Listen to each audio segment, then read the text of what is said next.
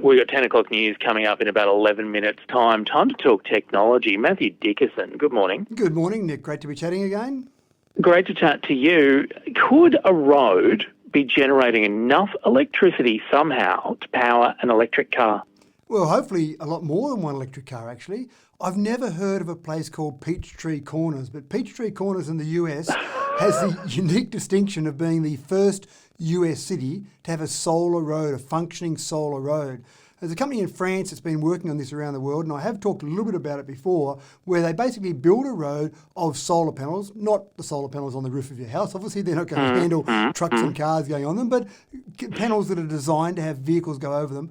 And when you think about it, you've got this huge amount of flat space that's hitting the sun's hitting it perpendicularly. So what a great spot to have solar panels.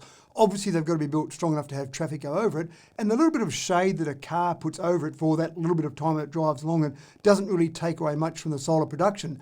If this is successful, and this French company obviously hopes it is around the world, we'll see more and more roads built like this. In this particular place, in Peachtree Corners, they're using it to actually power up electric vehicle charging stations. So the great irony there is that you've got vehicles travelling on this road that are then charging up the vehicles that travel on the road. So I think that's quite nice. It's got some batteries that are being charged up to actually provide that power for the charging stations. If they're successful with this, they're going to do more roads, and they're even going to go as far as footpaths, or as they call them, sidewalks over there, but basically have footpaths with solar panels on them as well. Again, people walking along there, not putting much shade on there. And so the idea is to work out lots of different ways to get renewable energy producing power, and why not use all these roads that we've got out there? It sounds fantastic. I think it might be a great program, Nick, around our area. There's some roads that need some work. Maybe this is the way to get some of those roads fixed up. And it's not like we're shy of sunshine either, let's be honest. No. It wouldn't just be electric cars, though. I know that's kind of the great circle of life. The car's driving on the road's powering the car, but that electricity would be free to use for anything around town. Yeah, I think they're just doing it to be a little bit cute, saying, hey, look at this, the road's being used to charge up the cars driving on there. But you're spot on. The reality is the more power they can produce, the less they've got to have coal being burnt or gas being burnt. So, yeah, the idea is that it'll be used to basically feed back into the grid, and they'll just judge how effective it is. Is it more effective than going and building a dedicated solar farm, for example? Is it more cost effective? How long does the roadway last? There's a whole range of things they're trying to experiment with, and that's this French company going and doing this around the world. But if they can break into America, where there's a lot of people out there who still believe in the gas-guzzling V8 SUVs or trucks, as they like to call them, then if they can break into that market with a solar road, I reckon they've got the world nailed. We are talking about the COVID vaccine this morning quite a lot. Obviously, we know it's being rolled out in the UK, more research being done. We've got our own timeline in Australia. What people are wondering is how we're going to track people who have had the vaccine, especially when we're hearing from, say, Qantas saying that they don't want people to fly if they haven't.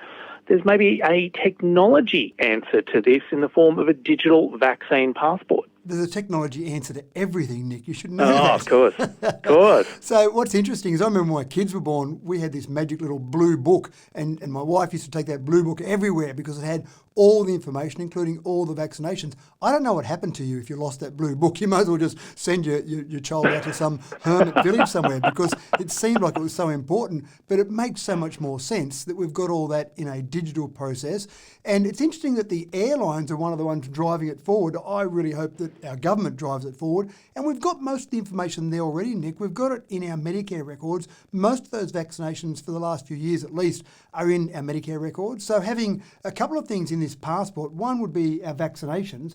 The other one would be any COVID tests, because it might be well and good to have a vaccination, but if you had a COVID test in that passport as well, that would make an airline, for example, very comfortable. But we know about QR codes in cafes and restaurants. We've spoken about that before, but it may get to the point at some stage where there are certain places that don't let you in. For example, if you go to an aged care facility at the moment, you've got to show proof that you've had the flu vaccine. Well, it might get to the point where you go to an aged care facility, you've got to show that you've had your COVID-19 vaccine, and in fact, you have had a test in the last, 3 months, and you're clear of COVID-19. So these things all make sense.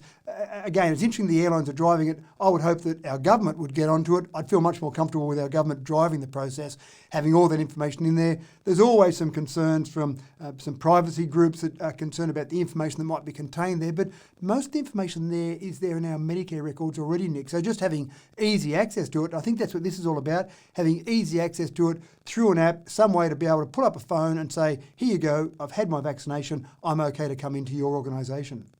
And look, we do have some precedents here. The UK government is suggesting it might want to make vaccination records a feature of their COVID-19 contact tracing app.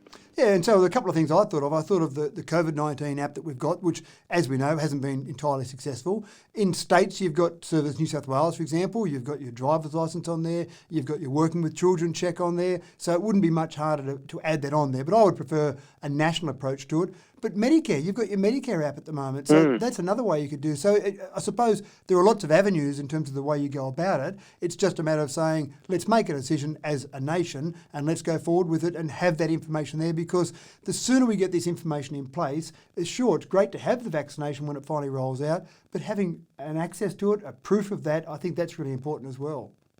Matthew Dickinson, staying on the topic of COVID-19 and smartphones, using your phone to help with scientific research while you sleep. How is this working? Yeah, it's working very well, actually. It's pretty cool. There are 100,000 people around the world that are already doing it. And effectively what you've got is all this computing power, remembering that the smartphones of today are more powerful than NASA's first computer that landed man on the moon. So we've all got this incredible amount of power in our pocket. And what do we do when we go to bed? We plug in our phone or we turn it off and forget about it. So there's this program that's been started up to effectively use all that smartphone power. People go to bed, they open up an app before they go to bed, plug in their phone, and it runs some calculations. Now, the supercomputers at various universities are normally doing this, and you've got this incredible power in these supercomputers. But when you combine these 100,000 smartphones, for example, that's the equivalent of about 3 supercomputers. So this supercomputer might be running thousands of calculations at the same time. Your smartphone might be running just one. And they're doing simulations. They're trying to find at the moment various foods that might help in combating COVID-19. And as Thomas Edison said, they're not failing in finding ways, they're finding out ways that don't work. And eventually they'll get to the stage where they've eliminated so many options, they'll get to some things that will work. But to help do that, you've just got all this computing power out there distributed around the world in smartphones to do all these calculations. You may remember, Nick, the first time I saw this happen was back in the 90s when there was a scientific experiment. I think it was called SETI at Home. And they basically used internet-connected computers to search for extraterrestrial life. Now, they didn't find anything through the process. I think this one might be a little bit more of a useful program. SETI at Home was amazing. It was a screensaver you could install that would run everything while your computer was having its downtime. I absolutely had that installed, and I got to admit I was pretty disappointed when SETI at Home didn't turn it all around within 12 months or so. I was kind of hoping we'd know about alien life by now. Yeah, well, again, not a great process there, but hopefully this one with COVID-19, hopefully it can be used to basically get some information that will help with COVID-19. I've got more hope in this one than I do with the SETI at Home process. Yeah, look, I'll back you on that one as well. Matthew Dickinson, we'll talk again soon. Thank you. Thanks, Nick.